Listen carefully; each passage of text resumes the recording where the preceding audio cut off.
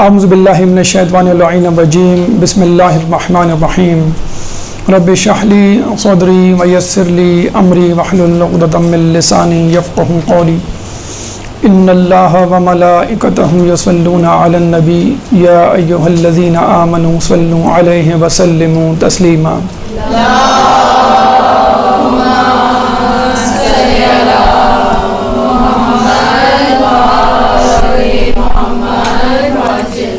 سب سے پہلے تو آپ تمام لوگوں کو 13 رجب مولود کعبہ بہت بہت مبارک ہو، اور ہم سب مومنین اور مومنات کی طرف سے زمانے کے امام کے حضور ہدیہ تبریک پیش کرتے ہیں، اور اللہ تعالیٰ سے دعا ہے کہ ہمیں اس مبارک موقع کی سعادتیں سمیٹنے اور اس مبارک موقع کے جو پیغامات ہیں انہیں حاصل کرنے، سمجھنے اور اس پہ عمل کرنے کی توفیق عطا فرمائے۔ چنانچہ تاریخ کی مناسبت سے چونکہ آج 13 رجب ہے، ولادت علی کے پیغامات ہمارا موضوع، یا 13 رجب کے 18 پیغامات، کیونکہ ہم کم و بیش 18 پیغامات آپ کے لیے منتخب کر کے لائے ہیں۔ ہو سکتا ہے اس سے زیادہ پیغامات موجود ہوں اور یقیناً ہوں گے، لیکن دامن وقت کو دیکھتے ہوئے اتنے پیغامات انشاءاللہ ہم کوشش کریں گے آپ تک پہنچانے کی، اور اللہ تعالیٰ سے دعا کریں گے کہ ہمیں ان پیغامات کو سمجھنے کی، اس پہ عمل کرنے کی توفیق عطا فرمائے۔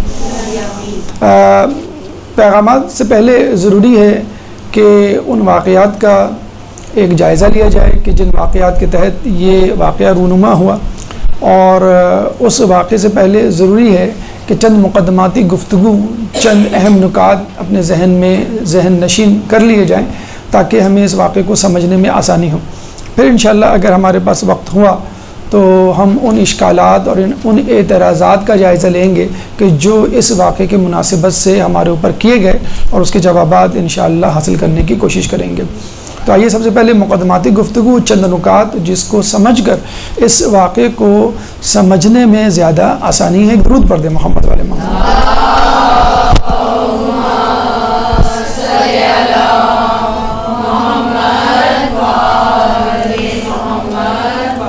دیکھیے، اللہ تعالیٰ نے اس دنیا میں انسانوں کو پیدا کرنے سے پہلے انسانوں کے ہادی کا انتظام کیا۔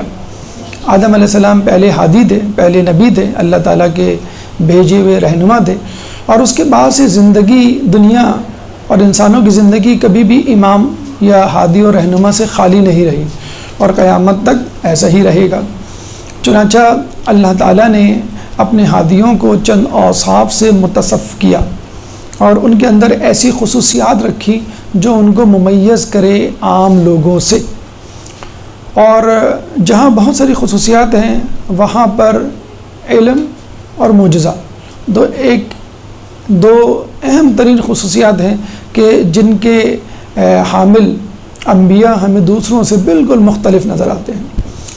ہم یہ سمجھتے ہیں کہ جس طرح اللہ تعالیٰ نے اپنے نبی کو ان 2 اوصاف اور دیگر اوصاف سے متصف کیا، اسی طرح ان انبیاء کے اوصیاء کو بھی علم اور معجزے سے آراستہ اور پیراستہ کیا۔ کم و بیش یہی نظریہ اہل تسنن کے درمیان بھی پایا جاتا ہے، لیکن تھوڑے سے فرق کے ساتھ، اور وہ یہ کہ وہ یہ سمجھتے ہیں کہ جن علوم اور جن معجزات سے نبی پاک کو متصف کیا، اسی طرح ان علوم اور معجزات سے اصحاب رسول کو آراستہ کیا، پیراستہ کیا، اور اس کے بعد دیگر افراد اس میں شامل ہو جاتے ہیں۔ ہم یہ کہتے ہیں کہ رسول اللہ کے پاس وہ تمام معجزات موجود تھے جو اس سے پہلے انبیاء کے ہاتھوں میں موجود تھے، اور اگر نبی سے وہ معجزات سرزد نہیں ہوئے تو پھر نبی کے اوصیاء، یا اگر ہوئے بھی تو اس جیسے معجزات نبی کے اوصیاء یعنی ان کے معصوم جانشینوں کے پاس موجود تھے۔ بس ہم میں اور دوسروں میں فرق یہ ہے کہ ہم رسول اللہ کی صفات کی جانشینی میں معصومین کو گردانتے ہیں، جبکہ دیگر افراد غیر معصوم کو۔ اب تیسری اہم بات وہ یہ کہ سوال یہ پیدا ہوتا ہے کہ اللہ تعالیٰ اپنے ہادی و رہنما کو یا اپنے منتخب شدہ افراد کو معجزات سے کیوں نوازتا ہے؟ علم، تقوی، عبادت، سخاوت، شجاعت، یہ بہت ساری صفات ہیں جو ایک انسان میں، ایک ہیرو میں، ایک لیڈر میں، ایک رہنما میں ہونی چاہیے، لیکن معجزات کیوں؟ تو اس کا جواب یہ ہے کہ دیکھیے علم اور دیگر صفات خواص الناس کے لیے ہوتی ہیں اور معجزہ عوام الناس کے لیے ہوتا ہے. عموماً آپ نے دیکھا ہوگا کہ معجزے سے ایک عام انسان زیادہ متاثر ہوتا ہے بنسبت ایک خاص یا ایک پڑھے لکھے ایک دانشور یا باشعور انسان سے. اور دیکھا جائے تو ہمارے لیے یہ صفات زیادہ امپورٹنٹ ہیں, زیادہ اہم ہیں, فضیلت ہیں, تاکہ ہم جو ہیں اپنی زندگی میں یہ تمام اوصاف پیدا کریں. اور جہاں تک بات ہے معجزے کی تو وہ تو آپ کے اختیار میں نہیں, ہو سکتا ہو جائے, ہو سکتا نہ ہو. اب یہاں پہ آگے چل کے ایک سوال پیدا ہوتا ہے کہ کچھ معجزات میں تو نبی اور اوصیاء خود بالفعل شریک ہوتے تھے. یعنی ہم مثال لے لیتے ہیں کہ حضرت موسیٰ علیہ السلام کو حکم دیا اللہ نے کہ تم اپنا عصا پھینکو. جب انہوں نے اپنا عصا پھینکا تو وہ سانپ بن گیا اور جادوگروں کے سانپ کو کھا گیا. اسی طرح عیسیٰ علیہ السلام جو ہے وہ بیماروں کو شفا دے دیا کرتے تھے, اپنا ہاتھ پھیرتے تھے برس یا جزامی مریض پر, وہ ٹھیک ہو جایا کرتا تھا. لیکن یہ معجزہ اختیاری ہے, یعنی جس میں خود نبی موجود ہے اور بالفعل اس کو انجام دے رہا ہے. لیکن کچھ معجزات اجباری ہوتے ہیں, یعنی اس میں نبی یا وصی کا بالواسطہ ڈائریکٹلی جو ہے عمل دخل نہیں ہوتا, لیکن وہ ہو رہے ہوتے ہیں. اور جس طرح اور لوگ اس معجزے کو دیکھ رہے ہوتے ہیں وہ بھی دیکھ رہا ہوتا ہے, لیکن اللہ کی تائید اس کے ساتھ شامل ہوتی ہے. مثلا رسول اللہ جب شام کے سفر پہ گئے حضرت خدیجہ کا سامان لے کر, تو آپ نے سنا ہوگا کہ ایک بادل ان کے اوپر سایہ فگن رہتا تھا. انہوں نے حکم نہیں دیا تھا, انہوں نے اشارہ نہیں کیا تھا, لیکن بادل ان کے ساتھ رہتا تھا. اس کے بعد ہم دیکھتے ہیں کہ جہاں سے وہ گزرتے تھے تو درخت ان کے لیے جھک جایا کرتے تھے, ان کے ادب و احترام میں پتھر جھک جایا کرتے تھے. تو یہ وہ واقعات اور یہ وہ محی العقول چیزیں ہیں جو رسول اللہ کی موجودگی میں رونما ہوا کرتی تھیں. رسول اللہ کا کوئی سایہ نہیں تھا, یہ معجزہ ہے. رسول اللہ کے اوپر کوئی مکھی مچھر نہیں بیٹھا کرتے تھے. رسول اللہ کے بدن مبارک سے خاص خوشبو آیا کرتی تھی. تو یہ تمام چیزیں جس میں خود رسول اللہ نے حکم نہیں دیا تھا لیکن وہ ہو جایا کرتا تھا. جیسے چاند کے لیے انہوں نے اشارہ کیا تو وہ 2 ٹکڑے ہوا, یہ ایک اختیاری معجزہ ہے.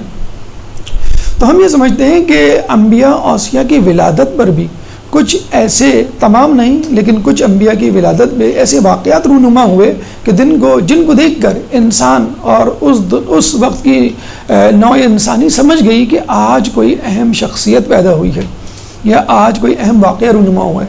مثلا رسول اللہ کی پیدائش پر ہم دیکھتے ہیں کہ فارس کے آتش کدے بجھ گئے اور بدھ جو ہے وہ سجدے میں گر پڑے. تو لوگوں نے سمجھ لیا کہ آج جو ہے وہ کوئی اہم واقعہ رونما ہوا ہے. چنانچہ حضرت علی جو کہ رسول اللہ کے وصی تھے, ضروری تھا کہ کوئی ایسا واقعہ, کوئی ایسا معجزہ, کوئی ایسا امر واقع ہو کہ جس کو دیکھ کے لوگ حیران رہ جائیں اور یہ سمجھیں کہ آج واقعی کوئی اہم شخصیت پیدا ہوئی ہے. چنانچہ 13 رجب ایک ایسی 30 عام الفیل ایک ایسی گھڑی ہے کہ جس میں علی جو ہے وہ خانہ کعبہ میں پیدا ہوئے, اور نہ صرف پیدا ہوئے, اپنے ساتھ ایک ایسے پیغامات لے کر آئے کہ جو تا قیامت ہمارے لیے مشعل راہ رہیں گے, اور جو ولایت علی کے قائل ہیں ان کے ایمان میں اضافہ ہوتا رہے گا, اور بدستور وہ اور لوگوں کو اپنی طرف جذب کرتے رہیں گے. تو آئیے ان پیغامات کی طرف چلتے ہیں. لیکن پیغامات سے پہلے ضروری ہے کہ ہم دیکھیں وہ واقعات کیا تھے, وہ چیزیں کیا تھیں جو محیر العقول تھی اور وہ رونما ہوئی اس وقت جب حضرت علی جو ہے وہ خانہ کعبہ میں پیدا ہوئے. تو پہلے ہم ان واقعات کا جائزہ لیں گے آپ کے سامنے, پھر اس کے بعد ہم پیغامات کی طرف چلیں گے. ایک درود پڑھ دیں محمد والے محمد میں.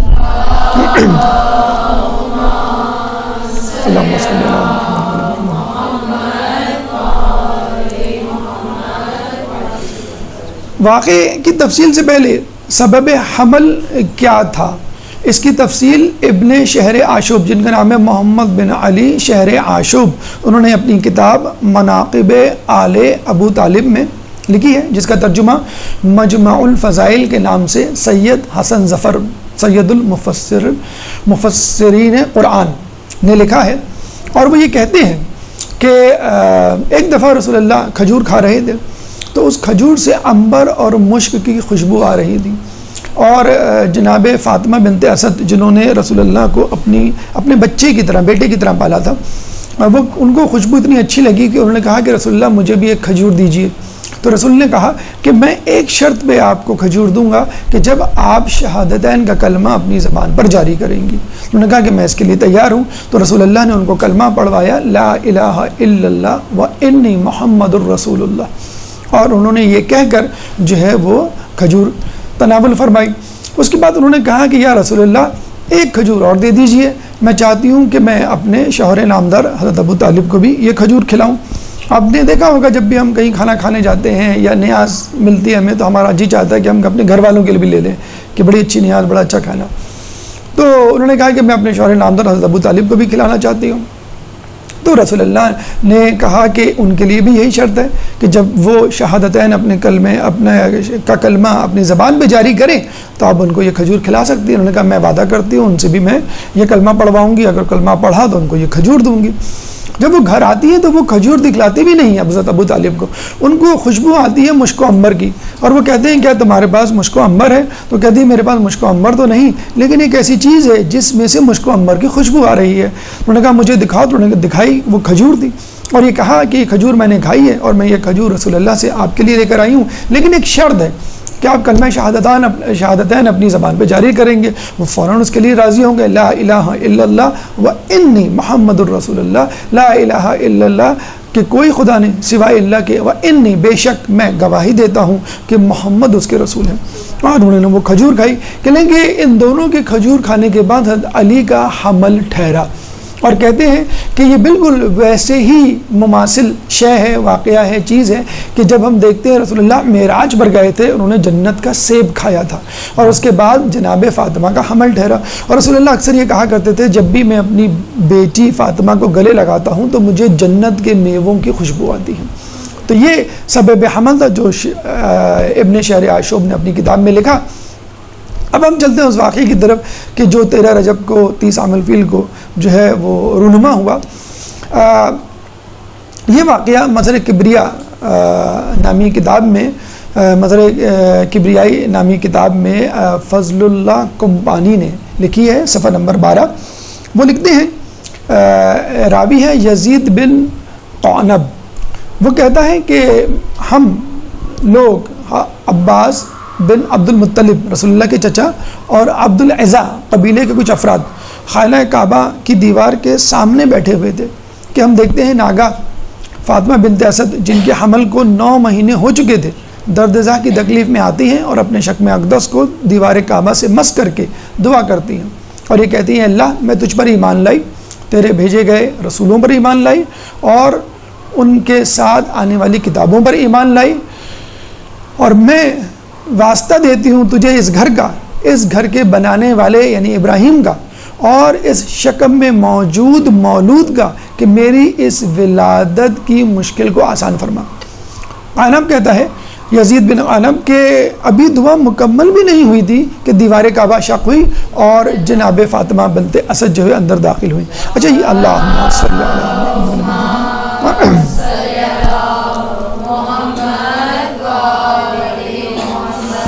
اچھا یہ بھی ایک عجیب بات ہے کہ دیوار کعبہ بالکل اس جگہ سے شق ہوئی جو بالمقابل تھا خانہ کعبہ کے دروازے کے، یعنی مثلا خانہ کعبہ کا دروازہ یہ ہے تو دیوار کعبہ یہاں سے شق ہوئی.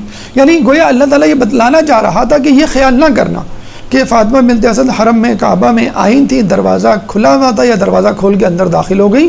خانہ کعبہ میں وہ آئی نہیں تھی، بلائی گئی تھی، اور ان کے لیے یہ اسپیشل دروازہ جو ہے وہ بنایا گیا تھا خصوصی طور پہ. دیوار کعبہ شق ہوئی اور وہ جو ہے اندر داخل ہوئی اور 3 دن کہتے ہیں کہ انہوں نے وہاں پر قیام کیا. ان 3 دنوں میں لوگ باہر جمع ہو گئے، بڑے پریشان، کیا کریں. قفل کھولنے کی کوشش کی، چابی اس کے اندر ڈالی، عموماً وہ بند رہتا تھا، جب چابی ڈال کے کھولتے تھے تو وہ کھل جاتا تھا، لیکن اس دن وہ نہیں کھلا اور مسلسل صبح سے شام تک کوشش کی، دروازہ نہیں کھلا. 3 دن تک دروازہ کھولنے کی کوشش کی، توڑنے کی کوشش کی، اس قفل پہ ہتھوڑے برسائے گئے، لیکن نہ دروازہ کھلا، نہ قفل ٹوٹا اور نہ دیوار کہیں اور سے شق ہوئی کہ کوئی اندر جا کے دیکھ سکتا. اتنی جلدی یہ واقعہ رونما ہوا کہ کسی کو کچھ نہیں پتہ چلا. بس جناب فاطمہ بنت اسد اندر گئیں اور 3 دن بعد وہی باہر نکلی. لگتا یہی ہے اور یقیناً ایسا ہی ہے کہ دیوار کعبہ بس انہی کے لیے شق ہوئی تھی اور پھر اس کے بعد انہی کے لیے باہر نکلنے کے لیے دوبارہ شق ہوئی اور اسی جگہ سے شق ہوئی، کسی اور جگہ سے شق نہیں ہوئی. اور پھر وہ بند ہو گئی۔ کہتے ہیں کہ فاطمہ بنت اسد جب باہر نکلتی ہیں تو کہتی ہیں کہ لوگوں، مجھے اللہ نے بی بی مریم اور بی بی آسیہ سے زیادہ افضل بنایا ہے۔ وہ اس لیے کہ آسیہ بنت مزاحم نے اس جگہ عبادت کی کہ جہاں عبادت مجبوری میں کرنا جائز تھی ورنہ نہیں۔ اس کے علاوہ بی بی مریم کو کہا گیا کہ تم دور چلی جاؤ اور کھجور کے درخت کو ہلاؤ، اس میں سے جو کھجوریں گریں ان کو کھا کے اپنا پیٹ بھرو، اور میں یہاں 3 دن سے بہشتی میوے تناول فرما رہی ہوں۔ پھر ان کو کہا گیا کہ جب ولادت کا وقت قریب آیا کہ یہ زچا خانہ نہیں ہے، یہ مسجد ہے، یہاں سے دور چلی جاؤ اور کہیں اور جا کے بچے کو جنو، جبکہ مجھے اللہ تعالیٰ نے یہاں بلایا اور میں اندر گئی اور میں نے جو ہے وہ علی کو جنا۔ پھر اس کے بعد فرماتی ہے کہ جب میں نکل رہی تھی تو ہاتف غیبی سے آواز آئی کہ اے فاطمہ، اس بچے کا نام علی رکھنا، کیونکہ اللہ تبارک تعالیٰ فرماتا ہے میں علی اعلیٰ ہوں، یعنی بلند سے بلند تر ہوں، چنانچہ میں اپنے نام پر اس کا نام رکھنا چاہتا ہوں۔ دوسری بات یہ ہے کہ میں نے اپنے علم سے اس کو سیراب کیا، میں نے اپنے ادب سے اس کو مؤدب بنایا۔ یہ وہی شخص ہے جو میرے خانہ کعبہ کی چھت پر اذان دے گا، میری تسبیح کرے گا اور اس میں موجود بتوں کو توڑے گا، اور خوش نصیب ہوگا وہ شخص کہ جو اس علی سے محبت کرے گا، بد نصیب ہوگا وہ شخص جو اس سے نفرت کرے گا اور اس کی نافرمانی کرے گا۔ کہتے ہیں جب حضرت علی پیدا ہوئے تو پیدا ہوتے ہی سجدے میں گر گئے، اذان دی، اقامت دی، اللہ کی وحدانیت کی گواہی دی، رسول کی رسالت کی گواہی دی اور اپنی ولایت کی گواہی دی۔ جب وہ باہر نکلتی ہیں تو ان کو خوش آمدید کہنے والے، ریسیو کرنے والے خود رسول اللہ کی ذات گرامی تھی۔ وہ ہاتھ آگے بڑھاتے ہیں اور وہ علی کو رسول اللہ کے حوالے کر دیتی ہیں۔ رسول اللہ علی کو اپنی گود میں لیتے ہیں۔ کہتے ہیں کہ 3 دن تک فاطمہ بنت اسد بتاتی ہیں اس بچے نے نہ کچھ کھایا، نہ پیا اور نہ آنکھیں کھولی، اور جیسے ہی وہ بچہ یعنی حضرت علی رسول اللہ کی گود میں آئے تو انہوں نے آنکھیں کھولی، تو رسول اللہ نے خوش ہو کے کہا کہ اے علی، تم نے اپنی نگاہوں کے لیے مجھ کو مخصوص کیا، میں اپنے علم کے لیے تم کو مخصوص کرتا ہوں۔ اس کے بعد علی نے کہا اگر آپ کہیں تو میں کچھ سناؤں؟ رسول اللہ نے کہا ہاں سناؤ۔ تو انہوں نے سب سے پہلے صحف آدم سنایا، پھر صحف نوح سنایا، پھر صحف ابراہیم سنایا، اس کے بعد توریت، زبور، انجیل سنائی، اس کے بعد قرآن کی سورہ مومنون کی پہلی آیت قد افلح المؤمنون تلاوت کی، یعنی فلاح پا گئے، کامیاب ہو گئے مومنین۔ رسول اللہ نے کہا اے علی، تو نے سچ کہا، کیونکہ مومنین وہ ہوں گے جو تیری ولایت پر یقین رکھیں گے، کیونکہ تو ان کا ولی ہے۔ تو اب قیامت تک وہی شخص کامیاب ہوگا جو علی کو اپنا ولی مانتا ہے، اور جس نے علی کی ولایت کا انکار کیا وہ ناکام و نامراد ہوگا۔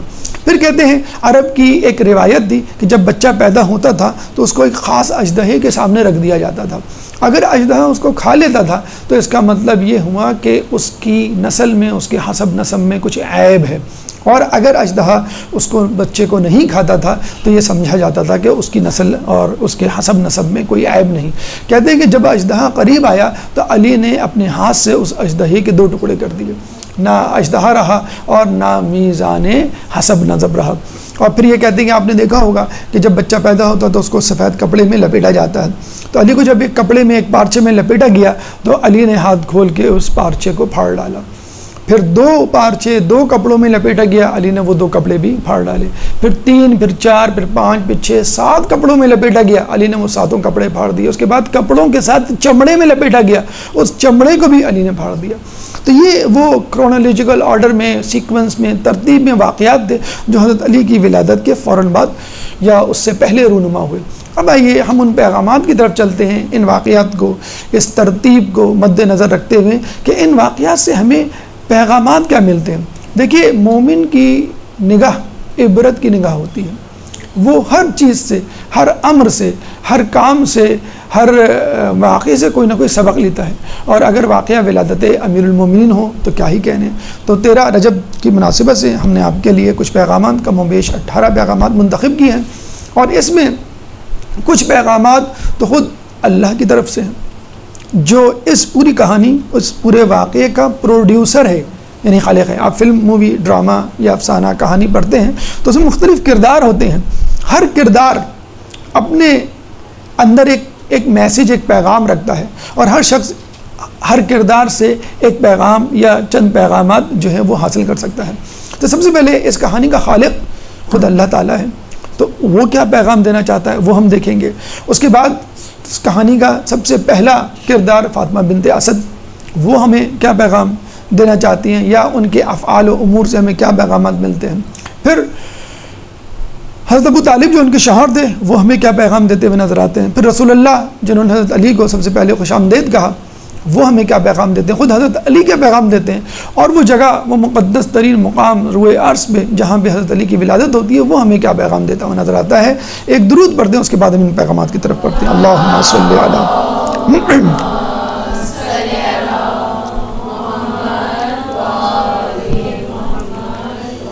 دیکھیے اس کہانی، اس واقعے، اس معجزے کا جو خالق ہے وہ خالق کائنات ہے، یعنی اللہ تعالیٰ.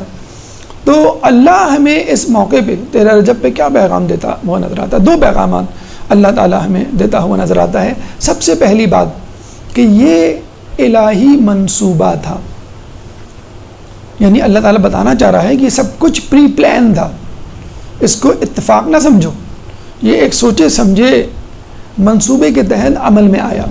یعنی ہم دیکھتے ہیں کہ دیکھیے عورت جب حمل سے ہوتی ہے، پورے دن سے ہوتی ہے، وہ گھر میں بیٹھی ہوتی ہے، محدود ہوتی ہے. لوگ اس کو درخت کے نیچے، سائے کے نیچے، اندھیرے میں اور پتہ نہیں کیا کیا تہمات وابستہ ہوتے ہیں اس کے نکلنے سے، کتنا ریسٹرکٹ کرتے ہیں.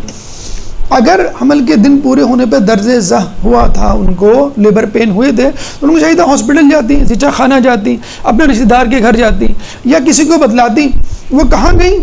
خانہ کعبہ، کہ جہاں کہا گیا ہے وہ مسجد ہے، سب سے مقدس مسجد ہے، سب سے مقدس سجدہ کرنے کی جگہ ہے، کہ نجاست کی حالت میں وہاں رہنا جائز نہیں ہے. اور ولادت کے بعد نجاست کے مرحلے یا ایام شروع ہو جاتے ہیں. لیکن وہ وہاں گئی. اس کے بعد آپ نے دیکھا ہوگا عورت حاملہ نہ بھی ہو تو مردوں کے ہجوم سے گھبراتی ہے، لیکن وہ مردوں کے ہجوم میں عبد العزا قبیلے کے لوگ بیٹھے ہوئے ہیں، عباس عبد المطلب بیٹھے ہوئے ہیں، اور دیگر افراد اپنے جاننے والے بھی بیٹھے ہیں اور غیر بھی بیٹھے ہیں، لیکن وہ وہاں جاتی ہیں. اچھا جاتی بھی ہیں تو اوروں کی طرح کچھ دور رہ کر عبادت نہیں کرتی، بالکل اس سے چمٹ جاتی ہیں، شکم اقدس کو اس کو اس سے مس کرتی ہیں، اور پھر دعا مانگتی ہیں ایسے موقع پر کہ جس میں آرام کرنا چاہیے.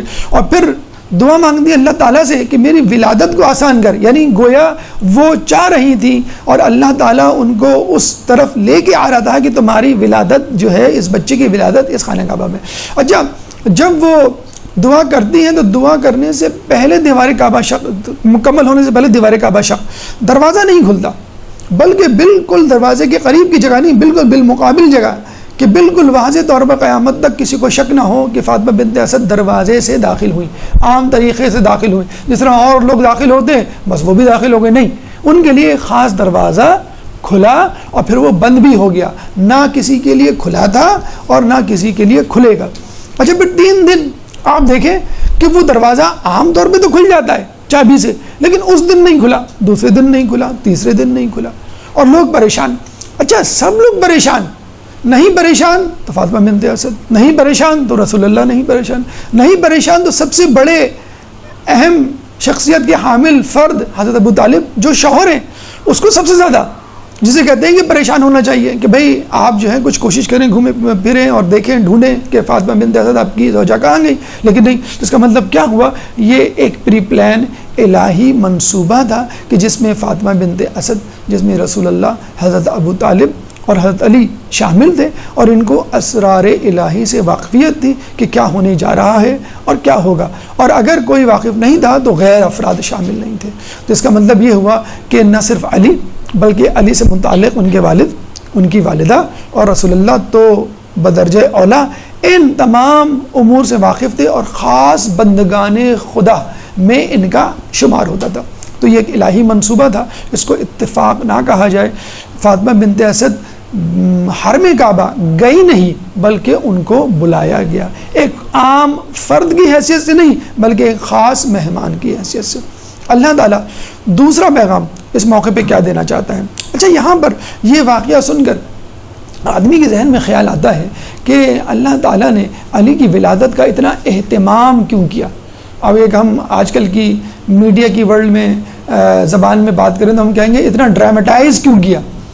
کوئی چھوٹا موٹا معجزہ جیسے رسول اللہ کی ولادت پہ ہوا تھا نا کہ بھئی جیسے بت زمیں بوس ہو گئے، فارس کی جو ہے آتش کدے کی آگ بجھ گئی، کوئی اور اتنا بڑا واقعہ کہ 3 دن تک وہ اندر رہیں، شق دیوار کعبہ ہوئی، پھر وہ واپس آئیں، ان کو کوئی گزند نہ ہوئی، کوئی تکلیف نہ ہوئی. تو ہم یہ سوال آپ سے دوبارہ پوچھیں گے کہ حضرت علی زیادہ افضل ہیں یا حضرت آدم؟ حضرت علی. تو حضرت آدم کی پیدائش پہ اللہ تعالیٰ نے اتنا اہتمام کیوں کیا تھا؟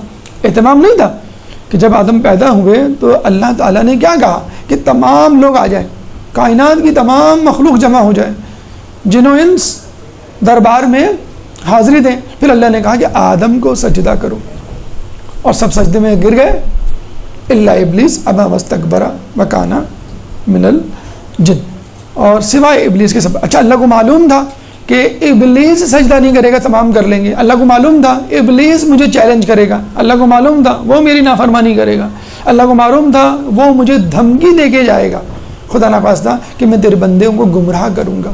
دیکھیں، اگر بزرگ کو یہ معلوم ہو کہ میں کام بتلانے جا رہا ہوں تو گھر کے کچھ افراد کریں گے، کچھ نہیں کریں گے، اور ایک تو اتنی نافرمانی کرے گا کہ سب کے سامنے جواب دے گا مجھے. تو وہ بزرگ کیا کرتے ہیں کہ کسی ایک کو یا چند افراد کو وہ کام سونپ دیتے ہیں تاکہ وہ کام کر لیں اور سکون رہے، گھر میں کوئی لڑائی جھگڑا. لیکن اللہ تعالیٰ نے اس لڑائی جھگڑے کا رسک لیا، خدا نخواستہ اپنی توہین کا رسک لیا. ٹھیک ہے، کوئی بات نہیں، مجھے چیلنج کرے گا، شیطان کر لے، لیکن میں آدم علیہ السلام کی عزت پہ کوئی آنچ نہیں آنے دوں گا. کیوں؟ انی جاعل فی الارض خلیفہ، میں اپنا خلیفہ بنانے جا رہا ہوں. اس لیے تو آدم اللہ کے پہلے نبی تھے اور علی آخری نبی کے پہلے وصی تھے. اور اگر ہم خلافت کی بات کریں تو غور سے سنیے گا، آدم اگر پہلے خلیفہ تھے تو علی خلیفہ بلا فصل نہیں، علی چوتھے خلیفہ تھے. اب یہاں سن کے آپ حیران و پریشان ہوں گے. ایک دفعہ علی نے خود اعلان کیا تھا کہ لوگوں میں اللہ کا چوتھا خلیفہ ہوں.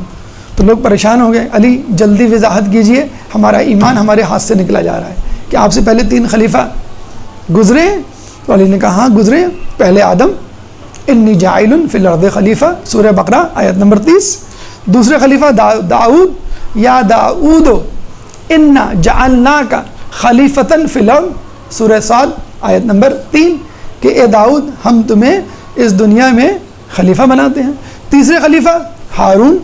موسیٰ علیہ السلام جب کوہ طور پہ جاتے ہیں تو کیا کہتے ہیں؟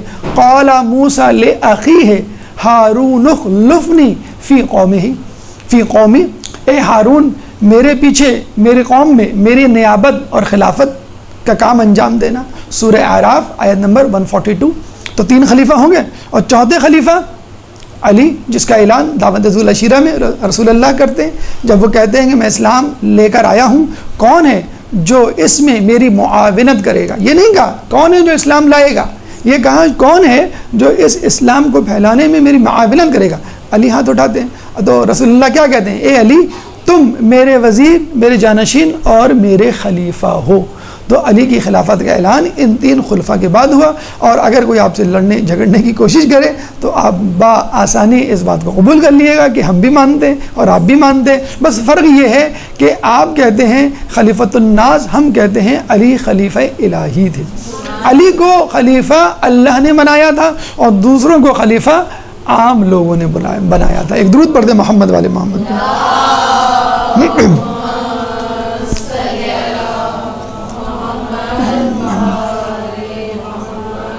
یہ 2 پیغامات جو ہمیں خدا کی طرف سے ملتے ہیں. اب آئیے وہ کیا پیغامات ہیں جو فاطمہ بنت اسد بحیثیت ایک کردار کے اس واقعے میں ہمیں دیتی ہوئی نظر آتی ہیں. پہلا پیغام، جب فاطمہ بنت اسد کہتی ہیں، واسطہ دیتی ہیں اس بیت اللہ کا، اس بیت اللہ کے بنانے والے معمار یعنی حضرت ابراہیم علیہ السلام کا، اور شکم مادر میں موجود مولود کا، کیا کہتی ہیں؟ میری ولادت کو آسان بنا. تو اس کا مطلب کیا ہوا کہ امام کا ظہور نہیں ہوتا بلکہ امام کی ولادت ہوتی ہے. جو لوگوں نے آج ایک مشہور غلط عقیدہ کیا ہوا ہے، تو اس سے یہ عقیدہ ہماری سماعتوں کو پہنچتا ہے کہ ولادت امام سے مخصوص ہے، نہ کہ ان کا ظہور ہونا. دوسرا اہم نقطہ، دوسرا پیغام جو فاطمہ بنت اسد ہمیں پہنچاتی ہیں وہ ہے ایمان فاطمہ. جس طرح حضرت ابو طالب کے ایمان پر جھگڑا ہوا، نزاع ہوا، اختلاف ہوا، اس طرح فاطمہ بنت اسد کے ایمان پر بھی۔ تو پہلی بات تو یہ کہ جب وہ کھجور کھاتی ہیں، کھجور سے پہلے شہادتین کا کلمہ جاری کرتی ہیں اپنی زبان مبارک پہ، تو ہمیں اسی وقت پتہ چل جانا چاہیے کہ آپ با ایمان تھیں۔ اگر نہیں بھی تھیں تو اس کلمے کے بعد ہو گئی، فرض کر لیجئے۔ اس کے بعد جب وہ دعا کرتی ہیں تو دعا کے پہلے الفاظ کیا ہیں؟ حمد و ثنا۔ کیا حمد و ثنا؟ اے اللہ میں تجھ پر ایمان لاتی ہوں، میں تیرے رسولوں پر ایمان لاتی ہوں اور تیری بھیجی گئی کتابوں پہ ایمان لاتی ہوں۔ تو اگر وہ بت پرستی کرتی ہوتی تو لات و عزا سے اپنی منت، اپنی مراد اور اپنی احتیاج مانگتی۔ پھر ہم دیکھتے ہیں جب فاطمہ بنت اسد کا انتقال ہوتا ہے تو رسول اللہ اپنا پیرہن ان کو کفن کے لیے دیتے ہیں اور ان کی نماز جنازہ پڑھاتے ہیں، پھر ان کی قبر میں لیٹ کر اٹھتے ہیں تاکہ ان کو فشار خون نہ ہو، پھر ان کو تلقین کرتے ہیں۔ تو یہ تین نکات، تین دلائل کافی ہیں یہ بتلانے کے لیے کہ فاطمہ بنت اسد جو ہیں وہ با ایمان تھی۔ تیسرا پیغام کہ وہ توسل کرتی ہیں۔ کیا کہتی ہیں؟ اس بیت کے واسطے، اس بیت کے بنانے والے حضرت ابراہیم علیہ السلام کے واسطے اور شب کے مادر میں موجود مولود کے واسطے میری ولادت کو آسان کر۔ تو یہ توسل کرنا بتلا رہا ہے کہ خانہ کعبہ کی دیوار کے سامنے کھڑے ہو کر بھی توسل کیا جا سکتا ہے، کہ ضروری نہیں کہ خانہ کعبہ سے آپ دور ہوں تو توسل کریں۔ خانہ کعبہ کی دیوار کے سامنے علی سے توسل کرنا عین سنت مادر علی ہے، علی کی ماں کی سنت ہے۔ تو جب علی کی ماں علی کا توسل کیے بغیر اپنی دعا قبول نہیں کروا سکتی تو علی کے چاہنے والے علی کا توسل یا ایک عام انسان علی کا توسل کیے بغیر اپنی دعا کیسے قبول کروا سکتا ہے؟ تو توسل کے حوالے سے ہمیشہ یاد رکھیے کہ ائمہ سے توسل، علی سے توسل، انبیاء سے توسل کوئی غلط بات نہیں۔ اگر کوئی اٹھتے بیٹھتے یا علی کا ورد کرتا ہے تو اس میں برا منانے کی بات نہیں، معیوب سمجھنے کی بات نہیں۔ کہتے ہیں آیت اللہ خوئی کا یہ انداز زندگی تھا کہ وہ اٹھتے بیٹھتے یا علی کہا کرتے تھے۔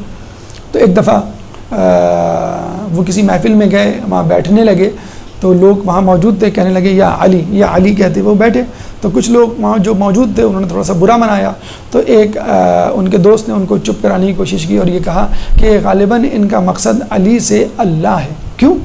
اللہ تعالی فہو العلی الاعلی، کہ اللہ تعالی یعنی بلند ہے اور وہ بلند سے بلند تر ہے، تو اس سے یا علی سے مراد اللہ ہے۔ تو کہتے ہیں کہ جب محفل برخاست ہوئی آیت اللہ خوئی اٹھے اور اٹھتے ہوئے کہا یا علی ابن ابی طالب، بتانے کے لیے کہ میں علی سے مراد اللہ نہیں لے رہا ہوں، علی ابن ابی طالب لے رہا ہوں۔ تو جب ان سے استفسار کیا گیا تو انہوں نے کہا کہ دیکھو اللہ تعالیٰ سورہ مائدہ آیت نمبر 35 میں فرماتا ہے یا ایھا الذین آمنوا اتقوا اللہ وابتغوا الیہ الوسیلہ۔ اللہ کیا فرماتا ہے؟ یا ایھا الذین آمنوا اتقوا اللہ، اے لوگوں جو ایمان لائے ہو اللہ سے ڈرو، وابتغوا الیہ الوسیلہ اور اس تک پہنچنے کے لیے وسیلہ اختیار کرو۔ دیکھیں اللہ تعالیٰ اگر صرف یہ کہہ دیتا یا ایھا الذین آمنوا اتقوا اللہ، اے لوگوں جو ایمان لائے ہو تقوی اختیار کرو، تو تقوی اختیار کرنے میں گناہوں سے بچنا بھی آ گیا اور نیکیاں کرنا بھی آ گئی، بس آپ کی مکمل ہو گئی زندگی، اب آپ کو کسی اور چیز کی ضرورت ہے نہیں بظاہر۔ لیکن پھر بھی اللہ کہہ رہا ہے کہ دیکھو نیکیاں کرنے کے بعد، گناہوں سے بچنے کے بعد یہ نہ سمجھ لینا کہ میں تمہیں اپنی رضا دے دوں گا، وسیلہ بھی کرنا ہوگا۔ اور یہاں جہاں نیکیوں کے ساتھ وسیلہ ضروری ہے وہاں وسیلے کے ساتھ نیکیاں بھی ضروری ہے۔ ہمارے آٹھ میں امام فرماتے ہیں ہماری محبت کی بنیاد پر نیکیاں نہ کرنا چھوڑ دینا اور اعمال نہ چھوڑ دینا، اور اعمال کی بنیاد پر ہم سے محبت نہیں ترک کر دینا، اور دونوں ایک دوسرے کے بغیر قبول نہیں کی جائیں گی۔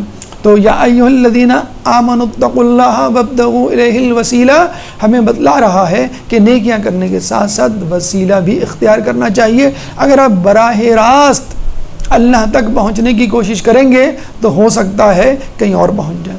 کہتے ہیں ایک بمبار خودکش حملہ آور نے ایک جگہ جو ہے وہ بم بلاسٹ کیا اور وہ مر گیا، اس کے ساتھی نے خواب میں اس کو دیکھا اور اس سے کہا کہ تم کہاں ہو؟ کہنے لگے پتہ نہیں کہاں ہوں، یہاں اندھیرا اندھیرا سا ہے، لگتا ہے تیزی میں جنت سے بھی آگے نکل گیا۔ تو علی کو اور ائمہ کو بائی پاس کر کے ہو سکتا ہے آپ کہیں اور نہ پہنچیں اور جنت سے بھی جو ہے وہ آگے نکل جائے. تو وسیلہ ضروری ہے. جس طرح فاطمہ بنت اسد علی کی ماں نے وسیلہ کیا, ہمیں بھی کرنا چاہیے. اس کے بعد ہم اب تک یہ جھگڑا نمٹاتے ہوئے آئے ہیں کہ کون افضل, بی بی مریم یا بی بی فاطمہ بنت محمد.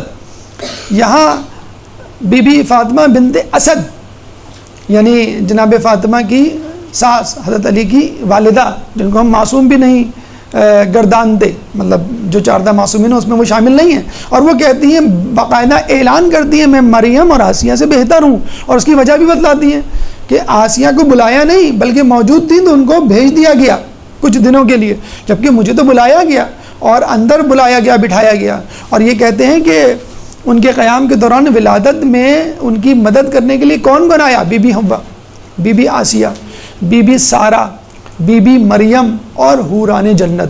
یہ میڈیکل اسٹاف ہمیں یا تو علی کی ولادت پہ نظر آتا ہے یا فاطمہ الزہرا کی ولادت پہ نظر آتا ہے. ایک درود پڑھ دیں محمد والے محمد.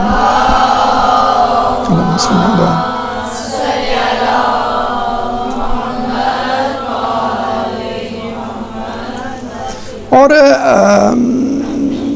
جہاں تک افضلیت کی بات ہے تو یقیناً فاطمہ بنت اسد ان سے افضل ہو گئی. لوگ یہ اکثر سوال کرتے ہیں کہ فاطمہ بنت اسد جب شگاف پڑا تو گھبرا کے بھاگی کیوں نہیں؟ تو ہم کہیں گے کہ وہ حیدر غیر فرار کی ماں تھی. اگر کسی فرار کی ماں ہوتی تو بھاگ جاتی. تو یہ وہ 5 پیغامات جو فاطمہ بنت اسد کے حوالے سے ہم کو ملتے ہیں. 2 پیغامات الہی کے حوالے سے اور 5 پیغامات فاطمہ بنت اسد.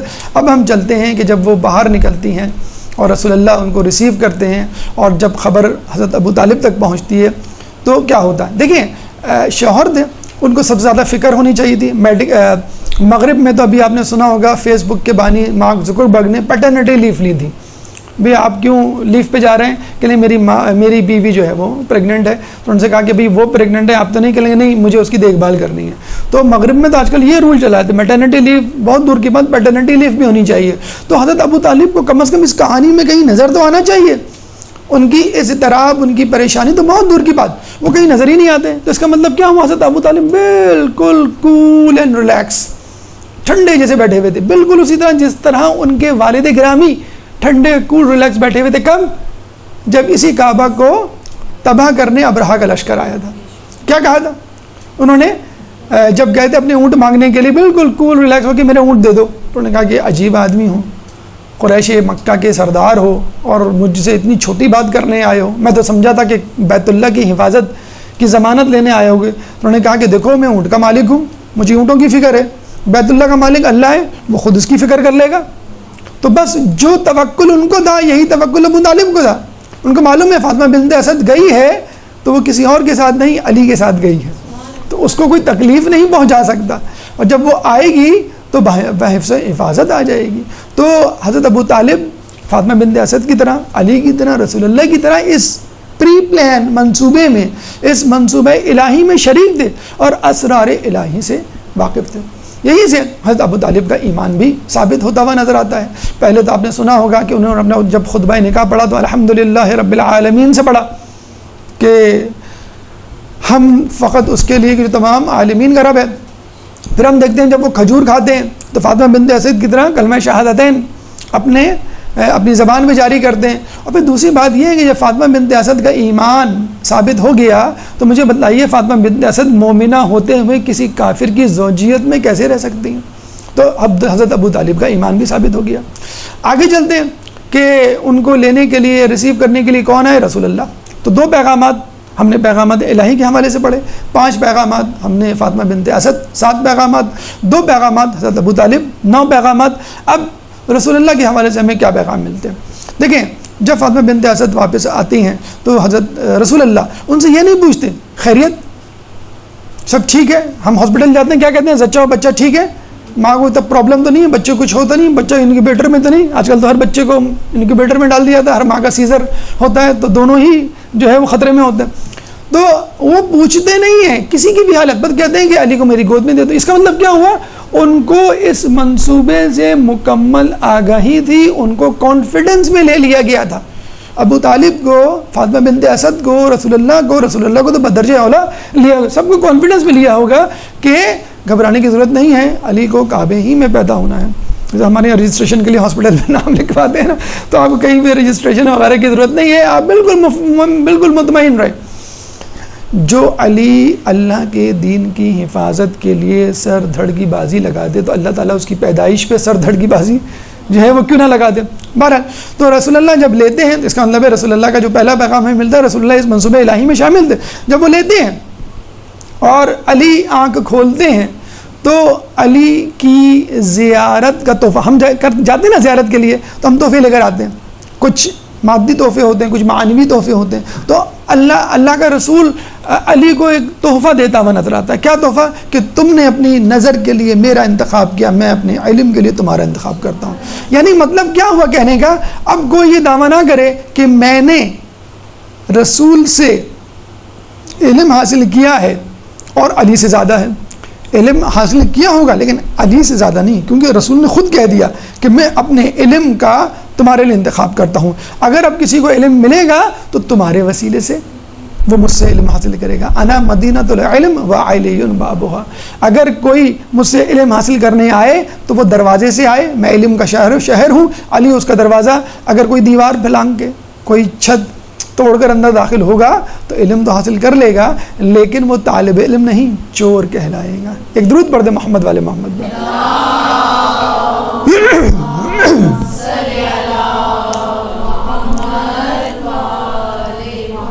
رسول اللہ اس منصوبہ الہی میں شامل تھے. رسول اللہ نے اپنے علم کے لیے حضرت علی کا انتخاب کیا اور رسول اللہ نے علی کو اپنی پرورش میں بھی لیا. یعنی علی کو اس طرح فاطمہ بنت اسد سے گود لیا کہ گود ہی لے لیا. یعنی اب علی ان کے گھر میں پلنے بڑھنے لگے. آپ کو معلوم ہوگا جب بنی ہاشم پہ معاشی پریشانیاں آئیں تو انہوں نے اپنے بچوں کو تقسیم کیا تو علی رسول اللہ کے حصے میں آئی. تو رسول اللہ نے علی کو ولایت تشریعی سے بھی نوازا اور ولایت تکوینی سے بھی نوازا. یعنی علم بھی دیا اور تربیت بھی دی، تعلیم بھی دی اور تربیت بھی دی. تو یہ تین پیغام رسول اللہ کے حوالے سے ہم تک پہنچتے ہیں 13 رجب کے. تو 2 پیغامات الہی پیغامات تھے، 5 فاطمہ بنت اسد کے، 5 اور 2 7. 2 پیغامات حضرت ابو طالب کے، 9. 3 پیغامات رسول اللہ کے حوالے سے، 12 پیغام. اب آئیے حضرت علی کے پاس چلتے ہیں. حضرت علی ہمیں 4 پیغامات دیتے ہوئے نظر آتے ہیں. درود پڑھتے ہیں محمد والے محمد. سلسلہ کلام وہیں سے شروع کرتے ہیں. اب ہم پیغامات الہی کے بعد، پیغامات فاطمہ بنت اسد کے بعد، پیغامات ابو طالب اور پیغامات رسول یعنی 12 پیغامات کے بعد ہم علی کی طرف چلتے ہیں. علی ہمیں کیا پیغامات دیتے ہوئے نظر آتے ہیں؟ دیکھیے علی جب رسالت کی آغوش میں آتے ہیں اور کہتے ہیں کہ میں کچھ کہوں اور پھر وہ صحائف اور آسمانی کتابوں کی تلاوت کرتے ہیں تو رسول ان کو منتخب کر لیتے ہیں اپنی یونیورسٹی میں، مدینۃ العلم یونیورسٹی میں آنے کے لیے. آپ نے دیکھا ہوگا کہ جب بچہ کسی اسکول کالج یونیورسٹی میں ایڈمیشن لیتا ہے تو ایک ایپٹیچیوڈ ٹیسٹ ہوتا ہے، ایڈمیشن ٹیسٹ ہوتا ہے.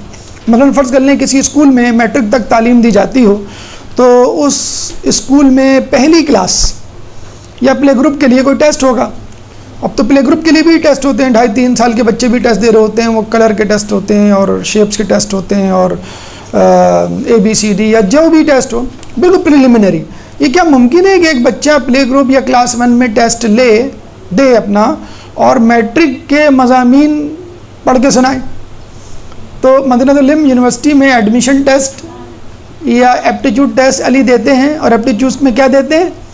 وہ جو پوچھا ہی نہیں جا رہا، جو ایکسپیکٹ ہی نہیں کیا جا رہا، توریت، زبور، انجیل، قرآن شریف اور صحائف کی تلاوت کرتے ہوئے نظر آتے ہیں. تو اب باقی کیا بچا؟ کہنے کا مقصد یہ کہ ہمارا امام علم لدنی سے سرفراز ہوتا ہے. اس دنیا میں آنے سے پہلے اللہ تعالیٰ اس کو علم نواز چکا ہوتا ہے. پہلا پیغام علی کا کہ ہم امام علم لے کر آتے ہیں، ہم امام اسلام لے کر آتے ہیں. اس کے بعد علی نے جب علم کا امتحان پاس کر لیا تو علی شجاعت کے میدان میں اپنا امتحان دیتے ہوئے نظر آتے ہیں۔ شجاعت کے میدان میں اصولاً جوان ہونے کے بعد میدان جنگ میں دینا چاہیے، لیکن وہ گہوارے میں اژدہے کے سامنے اپنا ایمان اپنی شجاعت کا امتحان دے رہے ہیں کہ اژدہے کو 2 ٹکڑے کر رہے ہیں۔ اچھا، جب اژدہے کے 2 ٹکڑے کر دیے تو لوگ جو ہے وہ پریشان ہو کے ان کے پاس آ گئے، تو کہ اب جو ہے وہ کیسے پتہ چلے گا کہ یہ بچہ اپنے حسب نسب میں کوئی عیب رکھتا ہے کہ نہیں۔ تو رسول نے کہا کہ دیکھو، اگر علی اس اژدہے کو نہ مارتے اور یہ اژدہا خود بخود مر جاتا اپنی طبعی موت، تو اس کے بعد تمہارا کیا ایمان ہوتا، کیا میزان ہوتا؟ میزان تو ختم ہو چکا، وہ ایک عارضی میزان تھا۔ تو تم شکر ادا کرو اللہ تعالیٰ کا کہ علی نے ایک عارضی میزان ہٹا کر ایک دائمی میزان تمہیں دے دیا۔ لوگوں نے پوچھا وہ کون سا میزان جو ہمیشہ رہے گا؟ تو رسول اللہ نے کہا اب علی کی محبت حسب نسب کا میزان ہوگی۔ جو علی سے محبت کرے گا اس کا حسب نسب صحیح ہوگا، جو علی سے محبت نہیں کرے گا اس کا حسب نسب عیب دار ہوگا۔ اور علی سے وہی محبت کرے گا جو ایمان والا ہوگا، اور علی سے وہی نفرت کرے گا جو بے ایمان ہوگا اور منافق ہوگا۔ تو علی کی محبت اور علی کی قربت میزان ایمان ہو گئی۔ تو علی نے اپنے علم کا مظاہرہ کیا، علی نے اپنی شجاعت کا مظاہرہ کیا، علی نے میزان ایمان جو ہے وہ لوگوں کو دیا۔ اچھا، یہاں بھی ایک بات، قرآن کی ایک آیت سورہ بقرہ آیت نمبر 247، قال ان اللہ اصطفاہ علیکم وزادہ بسطۃ فی العلم والجسم، کہ کہو ہم نے اس کو تم پر امیر بنایا، منتخب کیا، کیونکہ وہ علم اور شجاعت میں تم سے زیادہ ہے۔ دیکھیے، کسی بھی جگہ لوگوں کی امارت اور لیڈرشپ کے لیے اگر آپ کو کوئی شخص منتخب کرنا ہے تو کوئی خصوصیت ہو یا نہ ہو، قرآن کی دی ہوئی یہ 2 خصوصیات علم اور شجاعت ہونی چاہیے۔ خود اللہ فرماتا ہے قال ان اللہ، یہ اصل میں آیت ہے طالوت کے لیے۔ جب موسیٰ علیہ السلام کے پاس کچھ لوگ آئے کہنے لگے جالوت بڑا ظالم بادشاہ ہے، ہمارے اوپر ایک امیر منتخب کر دیجئے، اللہ تعالیٰ نے امیر طالوت کو منتخب کیا، اور وہ بہادر بھی تھا، علم والا بھی تھا، لیکن مفلس تھا، اسٹیٹس میں، سوشل اسٹیٹس میں ان سے کم تھا۔ تو لوگوں نے کہا یہ کیسا آدمی آپ نے منتخب کیا ہے، یہ تو مفلس خلاش ہے، کوئی اس سے بہتر آدمی ہماری طرح کا منتخب کیجیے۔ تو اللہ نے کہا کہ دیکھو، یہ تم پر اس لیے امیر مقرر کیا گیا ہے کہ یہ علم اور بہادری میں تم سے زیادہ ہے۔ قال ان اللہ اصطفاہ وزادہ علیکم وزادہ بسطۃ فی العلم والجسم، علم اور بہادری، علم اور جسم میں تم سے بہتر ہے۔ اس کا مطلب یہ ہوا کہ اللہ تعالیٰ نے قرآن میں قیامت تک لیڈرشپ رہنمائی کا معیار 2 اہم خصوصیات گنوا دی، علم اور بہادری اور لڑائی کا فن۔ اب آپ دیکھیں، امریکہ نہ چاہتے ہوئے بھی لوگوں کے اوپر ایک سپر پاور کی حیثیت رکھتا ہے، علم اور ویپنز۔ ابھی امریکہ اور سعودیہ کے درمیان بلینز اینڈ بلینز ڈالرز کی جو ڈیل ہوئی نا، جس کو ٹرمپ نے پی نٹس کہا ہے، تو وہ کیا ہے کہ علم، آپ کو PhD کرنا ہے، ریسرچ کرنی ہے، امریکہ جانا ہے، آپ کو ویپنز لینے ہیں، امریکہ سے لینے ہیں۔ یہ 2 چیزیں آپ اپنے اندر اپنے یہاں پیدا کر لیں تو آپ بھی جو ہے وہ لیڈر بن جائیں گے۔ بہرحال تو دیکھیے، اگر کوئی شخص علی کے بعد اس بات کا دعویٰ کرتا ہے کہ میں بھی علی کی طرح علم رکھتا ہوں، میں بھی علی کی طرح بہادری کا مظاہرہ کر سکتا ہوں، تو بھی وہ علی کی جگہ نہیں لے سکتا۔ کیوں؟ کہ جو بھی دعویٰ کرے گا وہ جوانی میں دعویٰ کرے گا۔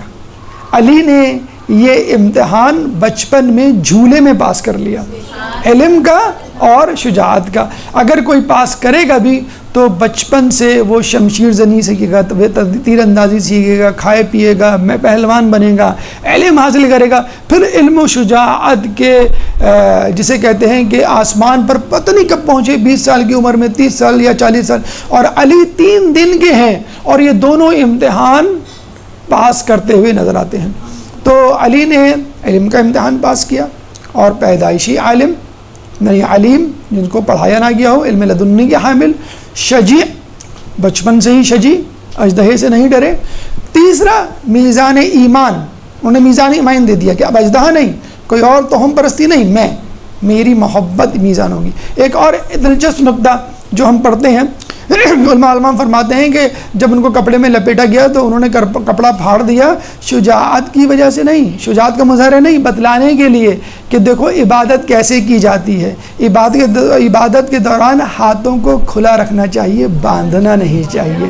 اور اللہ تعالیٰ خود سورہ نور آیت نمبر 41 میں فرماتا ہے کہ الم تری ان اللہ من فی السماوات والارض والطیر صافات، الم تری ان اللہ، کیا تم دیکھتے نہیں ہو، من فی السماوات والارض، جو کچھ زمین اور آسمانوں میں ہے، یسبح لہ من فی السماوات والارض، تسبیح کر رہے ہیں اس کی جو کچھ زمین و آسمان میں ہیں، والطیر صافات، اور پرندے بھی اپنے پر پھیلائے ہوئے۔ جس طرح وضو کے لیے ہمیں سورہ مائدہ کی آیت نمبر 6 ملتی ہے، وَامْسَحُوا بِرُؤُوسِكُمْ وَأَرْجُلَكُمْ، کہ مسح کرو سر کا پیر کا، اسی طرح ہاتھ کھول کے نماز پڑھنے کی علت ہمیں قرآن کی اس آیت سورہ نور آیت نمبر 41 سے ملتی ہے۔ تو یہ 4 پیغامات علی کے ہمارے سامنے، 2 پیغامات الہی، 5 پیغامات فاطمہ بنت اسد، 2 پیغامات آپ کے شوہر حضرت ابو طالب، 4 پیغامات رسول اللہ کے 12، اور اس کے بعد 4 پیغامات علی کے 16۔ اب 2 پیغام رہتے ہیں اور وہ ہیں خانہ کعبہ، جو ایک خاموش تصویر بنائے ابھی تک کھڑا ہے، اور وہ کیا کہنا چاہتا ہے، اس کے کیا احساسات، کیا جذبات ہیں، آپ سنیے۔ ایک درود پڑھ دیں محمد والے محمد۔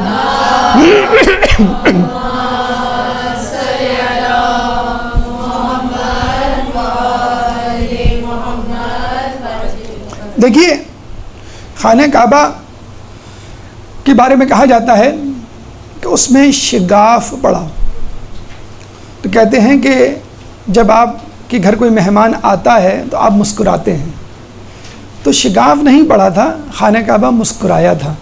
جب مسکراتے ہیں تو ہونٹ کھل جاتے ہیں، تو دیواریں بھی کھل گئیں، شگاف پڑ گیا، تو جب مہمان کو ریسیو کرنا تھا اس لیے خانہ کعبہ جو مسکرایا تھا۔ اور مہمان بھی کون سا، سنیے کون سا مہمان، کیسا مہمان، اس کی قدر و منزلت کیا تھی۔ کہتے ہیں کہ اللہ تعالیٰ نے آدم علیہ السلام کو سجدہ کرنے کا اس وقت کہا کہ جب ان میں روح پھونکی، روح پھونکنے سے پہلے نہیں، روح پھونکنے کے بعد، اور یہ حکم دیا فَإِذَا سَوَّيْتُهُ وَنَفَخْتُ فِيهِ مِن رُوحِي فَقَعُوا لَهُ سَاجِدِينَ، کہ فَإِذَا سَوَّيْتُهُ وَنَفَخْتُ، کہ جب میں اس کو مکمل کر لوں، وَنَفَخْتُ، اور اپنی روح پھونک دوں، اور پھونک دوں کیا، فِيهِ مِن رُوحِي، اس میں اپنی روح، فَقَعُوا لَهُ سَاجِدِينَ، بس تم سجدے میں گر جانا۔ تو اللہ تعالیٰ نے آدم کو اس وقت سجدے کے قابل بنایا کہ جب اپنی روح پھونکی، اور خانہ کعبہ اس وقت سجدے کے قابل بنا جب اللہ تعالیٰ نے علی ابن ابی طالب کی صورت میں اپنی روح اس میں پھونکی۔ ایک درود پڑھ دیں محمد علیہ محمد۔ اللہم صلی اللہ علیہ وسلم۔ 17واں پیغام، 18واں اور آخری پیغام، آپ نے دیکھا ہوگا کہ جب ماہ رمضان میں آپ شربت بنا کے پیتے ہیں تو شربت کے آخری قطرے جو پیندے سے ہوتے ہیں وہ تھوڑے سے بہت زیادہ میٹھے ہو جاتے ہیں شکر کی وجہ سے، تو تھوڑے سے کڑوے لگتے ہیں۔ شربت میٹھا لگتا ہے، اور بہت زیادہ شکر جو کہ تہن میں بیٹھ جاتی ہے وہ جب حلق میں جاتی ہے تو چپتی ہے تھوڑی سی کرواہٹ۔ تو اب تک کے پیغامات تو میٹھے میٹھے تھے، آخری پیغام 18واں شربت کے آخری گھونٹ کی طرح تھوڑا سا کڑوا۔ دیکھیے، علی کی ابتدائے زندگی خانہ کعبہ میں، ابتدائے زندگی کی ابتدا کہاں ہوئی؟ خانہ کعبہ میں، اور علی کی انتہائی زندگی کا مسجد کوفہ میں۔ تو علی کی ابتدا، علی کا آغاز مسجد، علی کا اختتام مسجد، اور پھر علی کی پوری زندگی، عام حالات تو چھوڑیے، مشکل سے مشکل حالات میں بھی نماز کی فکر۔ جنگ صفین میں عین ظہر کے وقت آسمان کی طرف سر بلند کر کے دیکھ رہے ہیں کہ نماز ظہر کا وقت ہوا کہ نہیں ہوا۔ ابن عباس نے کہا اس حالت جنگ میں نماز، تو آپ نے کہا اسی نماز کے لیے تو جنگ کر رہا ہوں۔ تو اسی نماز کے لیے پیدا ہوئے، اسی نماز کے لیے جنگ کی، اور اسی نماز کے لیے انہوں نے جان دی۔ تو علی کا چاہنے والا اگر یہ چاہتا ہے کہ میں علی کے پیچھے چلوں تو اس کو یہ سمجھ لینا چاہیے کہ علی کا راستہ مسجد پہ ختم ہوتا ہے، تو ہمارا راستہ، ہماری منزل جو ہے، راستے کا اختتام اور منزل مسجد ہونی چاہیے، اور صبح شام ہمارا مقصد اور مدعا اور ہماری احتیاج ہماری نمازیں ہونی چاہیے۔ نماز وہ بھی اول وقت والی نماز۔ مولا فرماتے ہیں مجھے جنت میں جانے سے زیادہ مسجد میں جانے میں مزہ آتا ہے، کیونکہ جنت میں جانے میں میری مرضی ہے اور مسجد میں جانے میں اللہ کی مرضی ہے۔ تو علی کا چاہنے والا جو پیغامات حاصل کرتا ہے، اب تک جو گفتگو وہ عقائد کے اعتبار سے ہوئی، اور آخری بات کہ نماز علی کے چاہنے والوں کو اپنے ذہن میں رکھنی ہے. میسر نہیں کسی کو یہ سعادت بکعبہ ولادت بمسجد شہادت. درود پڑھ دے محمد والے محمد میں.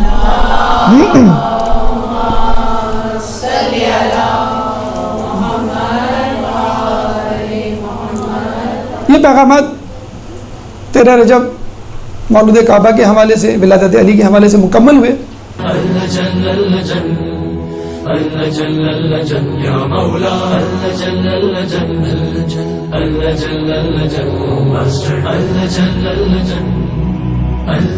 يا صاحب السماء